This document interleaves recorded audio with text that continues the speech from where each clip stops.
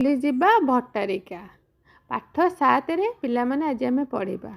ଦୁଷ୍ଟାନ୍ତ ବାବୁଙ୍କ ଘର ହେଲା ଆଠଗଡ଼। ପାଖରେ ଭଟ୍ଟାରିକା ଠାକୁରାଣୀଙ୍କର ପୂଜା ପାଆନ୍ତି। ସେଥିପାଇଁ ଭଟ୍ଟାରିକା ବୁଲିଯିବା ପାଇଁ ଯୋଜନା କଲେ ଦୁଷ୍ଟାନ୍ତ ବାବୁ। ନାତି ନାତୁଣୀଙ୍କ ସହ ବାହାରିଲେ।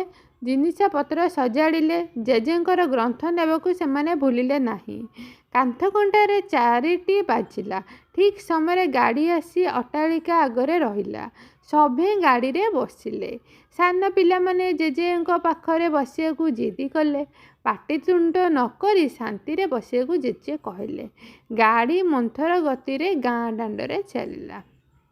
ଜେଜେ ପିଲାଙ୍କୁ ପଚାରିଲେ, ଆରେ ତୁମେ ସବୁ ଖାଇବ କ'ଣ? ନାତି ନାତୁଣୀ କହିଲେ, ଜେଜେ ବାହାର ଜିନିଷ ଖାଇବା ନାହିଁ। ଫଳ ଆଣିଛୁ? ଜେଜେ କହିଲେ, ହଁ ହଁ, ଫଳ ଖାଅ, ଦେହ ଭଲ ରହିବ। ବାହାର ଜିନିଷ ଖାଇଲେ ଦେହ ଖରାପ ହେବ। ଜେଜେ ପୁଣି କହିଲେ, ଯଦି ଦରକାର ହୁଏ ବାହାରୁ ତଟକା ଖାଦ୍ୟ ଖାଇବା, କିନ୍ତୁ ବେଶୀ ଖାଇବା ନାହିଁ। ଖାଇଲେ ଝାଡ଼ା ବାନ୍ତି ପେଟ ଗୋଳମାଳ ହୋଇପାରେ।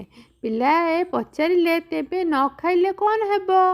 ଜେଜେ ଚଟାପଟ କହିଲେ, ଭୋକ ହେବ, ହାଲିଆ ଲାଗିବ, ବୁଲିବାକୁ ମନ ହେବ ନାହିଁ, କାମ କରିବାକୁ ଭଲ ଲାଗିବ ନାହିଁ, ଦୁର୍ବଳ ଲାଗିବ।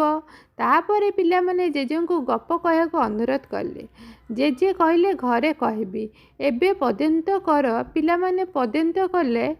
ନିଜ ନିଜ ଭିତରେ ଥଟ୍ଟା ତାମସା କଲେ। ପଦ୍ୟନ୍ତ ଥଟ୍ଟା ମଜା ଭିତରେ ଗାଡ଼ି ଭଟ୍ଟାରିକାରେ ପହଞ୍ଚିଗଲା।